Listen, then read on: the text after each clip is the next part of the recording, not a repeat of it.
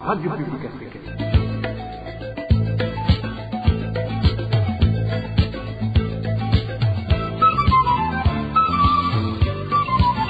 Radio Publique Africaine.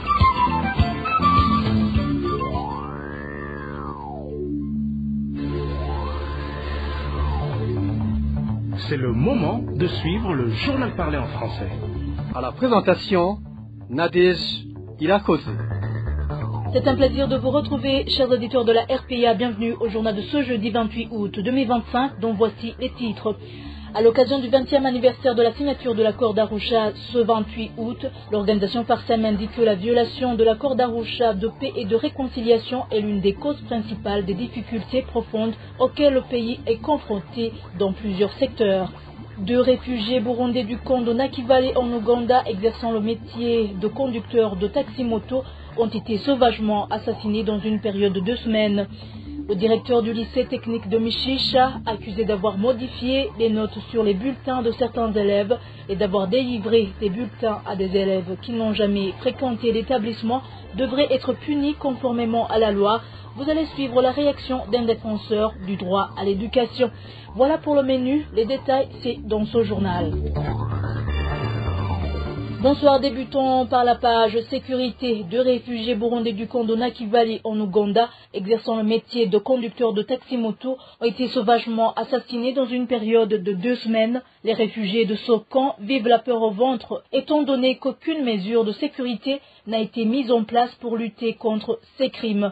Le point avec David-Claude Mbananayo. Le premier conducteur de moto qui a été tué dans ce camp de Nakivale est connu sous le nom d'Obukuru Révérien. Il habitait dans la zone New Hope dans ce camp de Nakivale quand il était dans l'exercice de son métier. C'était le 15 août, Bukuru Révérien a voulu heurter un petit enfant. Heureusement que cet accident n'avait aucun effet du côté de l'enfant, de même que Bukuru Révérien. Mais par conséquent, les maçons qui étaient là l'ont frappé fort avec des gourdins. Même si la police a essayé de le transmettre à l'hôpital, après 1 semaine, il a rendu l'âme. Le motard Boda rentré au quartier et un petit enfant lui a tendu la jambe au point d'entrer dans la moto. Ils ont alors pris des planches dans lesquelles sont enfoncés des clous. Ils l'ont sérieusement battu avec ces planches jusqu'à ce qu'il tombe en 5 ans. Ils lui ont ainsi enfoncé 6 clous dans la tête. Le deuxième conducteur de moto s'appelle Vianney. Le reste de son corps a été retrouvé sur la localité appelée Mayanja, car après qu'il a été tué, ils l'ont décapité, ont coupé ses mains ainsi que les organes génitaux, indiquent nos sources. Samedi, Vianney a été tué, décapité, amputé les bras et les organes génitaux. Ce n'est que de la peur panique au sein des gens, ont de comment dormir ou encore où poser le pied suite à ces meurtres dont ils ignorent le but. Ces réfugiés burundais de ce camp de Nakivale s'inquiètent sur leur sécurité car selon eux, aucune mesure n'a été mise en œuvre pour lutter contre ces crimes. La rédaction de la RPA n'a pas pu joindre les responsables du camp de Nakivale pour recueillir leurs réactions sur ces préoccupations des réfugiés. Merci David-Claude Mbananayo. En page droit de l'homme, plus de 150 Burundais ont été victimes de la traite des êtres humains en seulement 1 année. Selon un rapport confidentiel que la RPA détient de ses sources au sein du ministère de l'Intérieur et de la Sécurité publique, ce crime s'est beaucoup accentué dans les mois d'août et décembre 2024 ainsi qu'au mois d'avril 2025. Plus de détails avec Josiane Moudaneza. Les informations en provenance des sources de la RPA au sein du ministère de la Sécurité publique et celui ayant les droits de l'homme dans ses attributions font savoir que dans différents rapports régulièrement produits, le chiffre des personnes asservies va en grandissant. Pour la période de juillet 2024 à juin 2025, par exemple, les cas recensés sont en nombre de 160. 17 cas ont été enregistrés au mois de juillet, 26 au mois d'août, 17 en septembre, 10 en octobre, 9 au mois de novembre et 21 en décembre. Ce qui veut dire que dans les 6 derniers mois de l'année 2024, 100 personnes ont été victimes de la traite des êtres humains. Pour ce qui est du premier semestre de l'année 2025, l'on dénombre 60 cas, dont 2 au mois de janvier, 10 en février, 7 en mars, 21 en avril, 6 au mois de mai ainsi que 14 au mois de juin. Malgré ces chiffres alarmants, aucune action n'a été préconisée pour mettre fin à cette traite, comme ça a été le cas pour les autres crimes mis dans ce rapport, alors que les sociétés et entreprises derrière ce trafic d'êtres humains sont agréées par le même ministère de l'Intérieur et de la Sécurité publique. Merci Josiane Mouzaneza. Toujours en parlant droits de l'homme, les violences sexuelles dont sont victimes les filles et les femmes lorsqu'elles attendent les bus sur les files d'attente sans que la police n'intervienne illustrent à quel point la culture de l'impunité s'est profondément enracinée au Burundi, déclare la présidente du mouvement Inamahoro. Marie-Louise Balichako ajoute également qu'un État qui se révèle incapable de protéger ses citoyens démontre par là son échec à garantir ses missions.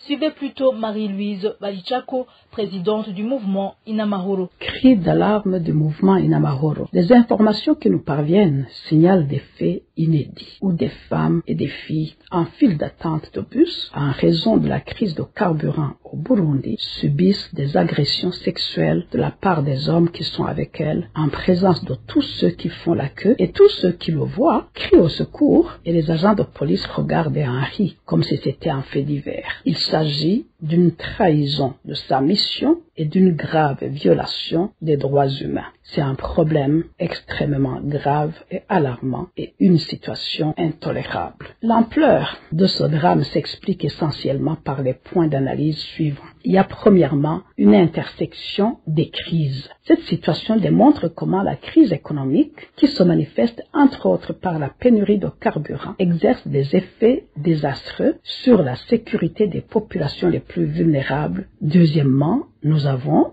la culture d'impunité. L'inaction, voire la complicité des forces de l'ordre est le signe d'une culture de l'impunité qui s'est installée, où les agresseurs ne craignent plus d'être punis. Troisièmement, le phénomène de violence basée sur le genre. Ces agressions ciblent spécifiquement les femmes et les filles, ce qui met en lumière la violence basée sur le genre au Burundi. Le système en place au Burundi, y compris les forces de sécurité, refuse de reconnaître la gravité de ce type de violence et de le combattre, malgré les lois et les mécanismes en vigueur à cet effet. Et quatrièmement, nous y voyons aussi la défaillance de l'État. L'État burundais a normalement la responsabilité de garantir la sécurité de ses citoyens et de faire respecter la loi. L'échec des forces de l'ordre à agir est une défaillance grave de cette responsabilité et doit être fermement dénoncée par tous ceux qui ont à cœur les droits des femmes et des filles. Les autorités compétentes devraient aussi ne pas rester inactives face à un tel comportement des agents de sécurité. Face à cette situation, Marie-Louise Balichako exhorte les autorités à prendre des mesures fermes contre les agents de sécurité qui se montrent défaillants dans leur devoir de protéger la population. Encore une fois, Marie-Louise Balichako. Le mouvement Inamahoro saisit cette occasion pour encourager les victimes et les témoins de ce genre d'agissement à ne pas laisser ce problème passer sous silence, comme si rien ne s'était passé, comme le considèrent ces policiers. Ils doivent s'en indigner et le dénoncer autant que faire se peut. Il y va de l'avenir de notre société et de nos femmes et nos filles. En ce qui nous concerne, nous continuerons d'élever la voix et de faire pression sur le gouvernement et les autres instances compétentes afin que des mesures soient prises pour éradiquer ce genre de comportement irresponsable et indigne. Entre autres actions, le Burundi doit mettre fin à l'impunité et s'assurer que les agents de police qui refusent de protéger et ceux qui se moquent des victimes soient traduits en justice. Il faut également que soit renforcée la protection des femmes et des filles dans les transports publics et dans les zones d'attente de bus. Par le présent message, le mouvement Inamahoro s'adresse à la population, lui demandant de prendre conscience de la gravité de ces agressions sexuelles dans la communauté et de la nécessité d'agir collectivement pour s'assurer que cela ne se reproduise plus. Que chacun fasse ce qu'il peut, là où il est, sans attendre que les autres le fassent. Ces agressions sexuelles des femmes et des filles en public, qui font la honte de nous tous, doivent cesser. C'était Marie-Louise Barichako, présidente du mouvement Inamahoro. Dans un instant, c'est la page politique.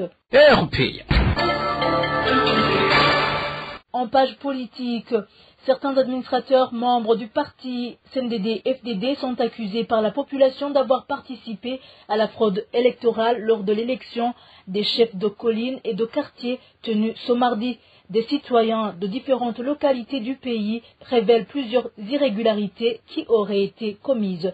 Innocent Valentin Singilangabo. La première illustration est délivrée par les habitants du village Kwisiku de la zone Busoni, commune de Kirundo, province de Butanyerera, qui accuse l'ancien chef du village, Karangwa Elias, en complicité avec le représentant des élections des chefs de village et quartier qui s'est tenu ce 25 août, d'avoir été les premiers à frauder lors du scrutin dans ce village.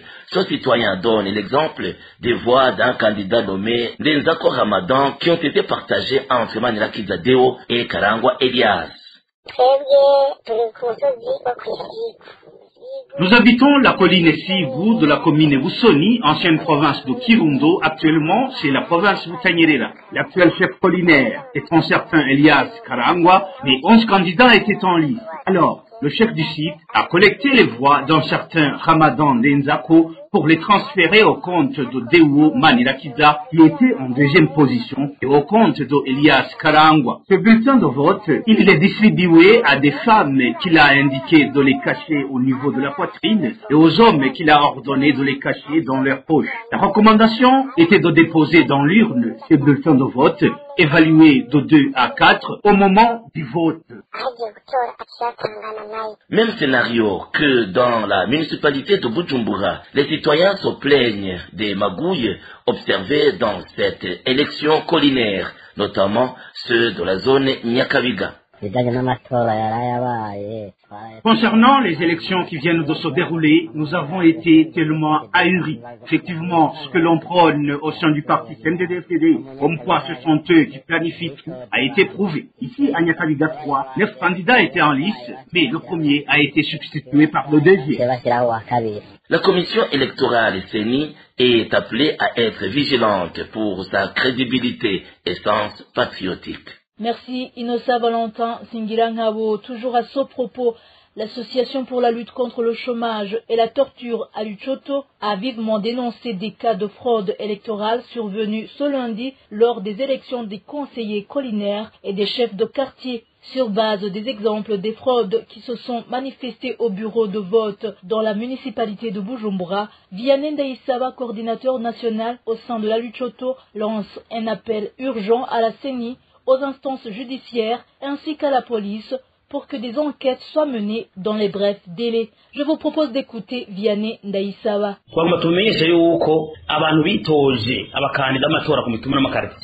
L'association Arishoto tire la sonnette d'alarme concernant de graves irrégularités observées lors du processus électoral dans plusieurs zones du pays.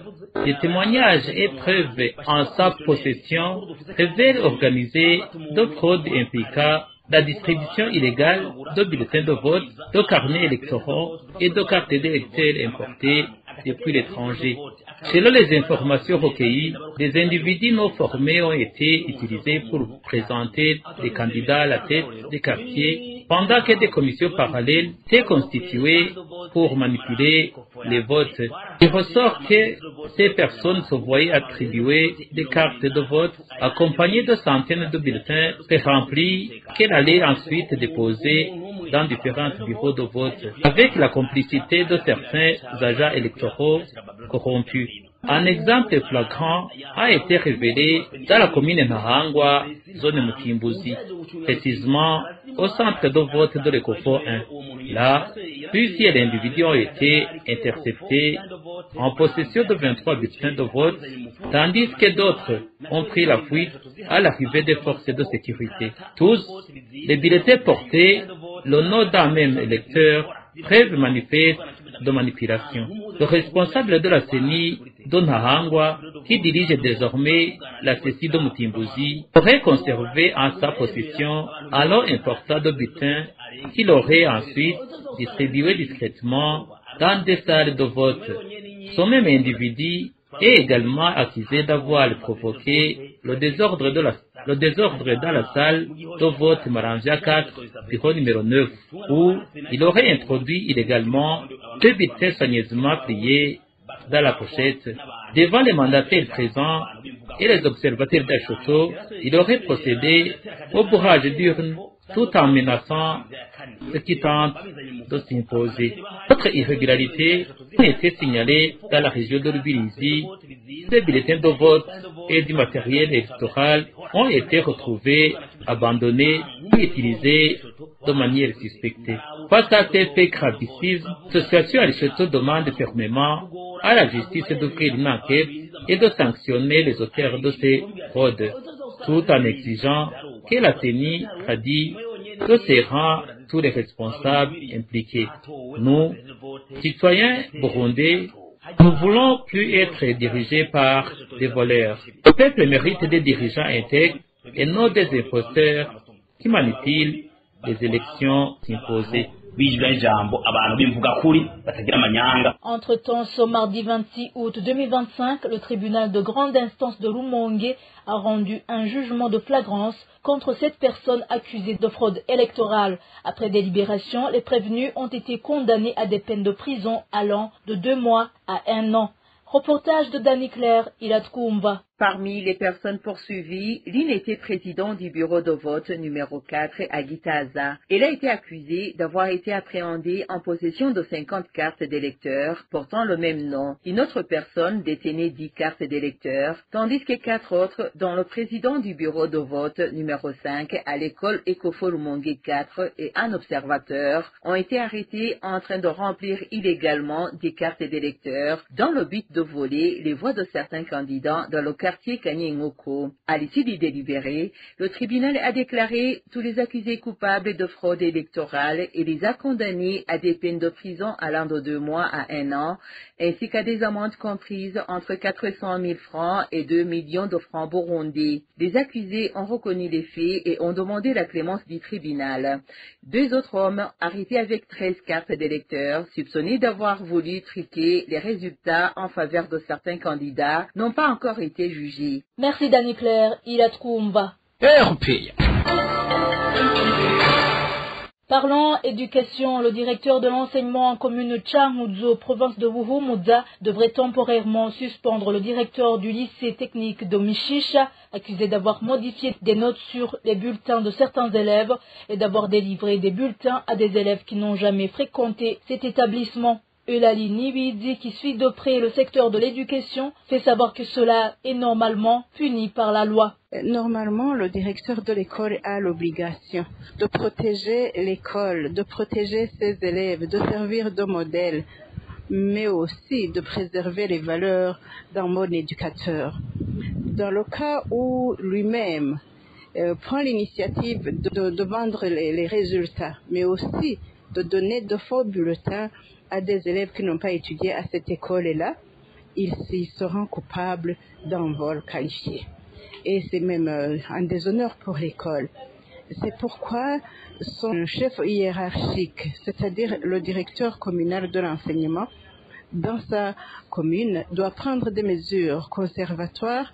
La première chose, c'est de le suspendre, de présenter un rapport à son chef hiérarchique et de réclamer que le directeur soit écarté de l'école. C'est un mauvais exemple, c'est un voleur. Il doit être écarté de l'école pour que les élèves soient protégés, mais aussi pour que le nom de l'école soit protégé et surtout que le système éducatif burundais ne soit pas sali par les actes d'une seule personne. En deuxième lieu, au niveau supérieur, au niveau du cabinet du ministre, ils doivent prendre des mesures urgentes pour qu'ils soient sanctionnés et soumettre le dossier auprès de la justice. La justice qui doit prendre acte d'un cas de vol, d'un cas aussi de corruption, parce qu'il a à la fois corrompu, acceptait la corruption ou même il demandait parce que c'est lui-même qui l'a demandé, il a contourné les gestionnaires directs des résultats qui sont les professeurs titulaires de cours, mais aussi il a contourné le titulaire de classe qui fait le travail de bulletin. Vous comprenez que c'est un vol finalement qui est bien pensé et qui est bien mis en application. Donc il doit être sanctionné pour les deux fautes. Le vol, mais aussi la corruption, mais aussi la défaillance aux valeurs de bonne éducation, de valeurs de bon éducateur. Xavier Chiza a été accusé par certains habitants de la commune Tchamoudzo qu'il falsifie les bulletins des élèves et qu'il donne aussi des bulletins aux élèves qui n'ont jamais étudié à cette école. En retour, ces derniers lui donnent un pot de vin de 50 000 francs chacun. 5 élèves sont cités comme ayant donné des pots de vin à ce directeur. Page gouvernance pour clôturer ce journal. Les difficultés profondes auxquelles le pays est confronté dans plusieurs secteurs traduisent le relâchement du gouvernement issu du CNDD-FDD dans le respect de l'accord d'Arusha. Ce constat a été formulé par l'organisation Parole et Action pour le réveil des consciences et l'évolution des mentalités à l'occasion du 20e anniversaire de la signature de cet accord célébré le 28 août. Pour Faustin Ndikumana, président de la PARSEM, le Burundi s'achemine vers un système de parti unique caractérisé par l'instrumentalisation des forces de sécurité au service du parti au pouvoir. Écoutez Faustin Ndikumana, président de la PARSEM. Les NGO sont là, mais il y a toujours tentative de politiser les services de sécurité, de confondre avec le pouvoir politique, des discours qui menacent même la rupture avec les équilibres constitutionnels, négocier à Arusha, la démocratie, le parti unique, ça encore à s'imposer sur la transparence électorale, devenir un défi, les récentes élections, la bonne gouvernance, la corruption. C'est du jamais vu, c'est même déclaré à travers certaines thématiques pour essayer de la justice transitionnelle qui n'a pas abouti. Maintenant, il y a toujours tendance à célébrer les crises politiques, les génocides, chacun à se mettre à l'antipode de l'autre, une économie exsangue. Pas d'exportation suffisante, les entreprises publiques se sabordent, les routes ne sont pas bien entretenues, pas de devises, même le paix qu'il y a est très mal géré dans la corruption. Manque de transparence, pas de produits de première nécessité, carburant, énergie, inflation, 40%. Les Burundais n'avaient pas à endurer une telle difficulté, surtout au niveau économique. Faustin Ndikumana exhorte ainsi le gouvernement issu du CNDD-FDD à revenir à l'esprit et à la lettre de l'accord d'Arusha, rappelant que c'est précisément ce compromis historique qui a permis à ce parti d'accéder aux responsabilités étatiques. Nous interpellons la conscience. Les dirigeants burundais actuels devaient faire chacun son introspection. Œuvrer pour la réconciliation véritable. Il faut continuer au passé, à travers une réconciliation véritable. Anotel disait que c'est un passé qui ne passe pas. C'est surtout d'embrigader la jeunesse. Cela, ça appelle vraiment à la jeunesse de ne pas vraiment sombrer dans les histoires de division interethnique qui ont marqué le Burundi dans les périodes antérieures. Il y a une certaine tentative de discours politique de certains politiciens véreux à bout d'opinions politiques, à bout de projets de société pour affronter les défis actuels. Il y a la pauvreté, la formation, l'emploi des jeunes et qui veulent toujours manipuler l'accord des sensibles ethniques pour élargir les bases électorales. Se souvenir que personne n'a pris le pouvoir par la force d'assaut. Le pouvoir actuel, c'est un produit vaste dialogue profond de réconciliation. Le pouvoir actuel, il est produit d'un dialogue parce que c'est l'accord d'Arusha qui constitue le tremplin du retour à la démocratie, d'avoir ici des élections qui ont permis au pouvoir actuel de se pouvoir. Il ne faut pas alors faire ce qu'on appelle vouloir accaparer le pouvoir. C'était Faustin Ndikumana, président de la PARSEM. Et voilà, c'est ici la fin du journal de ce jeudi 28 août 2025. Merci de votre attention, merci également à tous mes collègues. Bonne soirée à tous.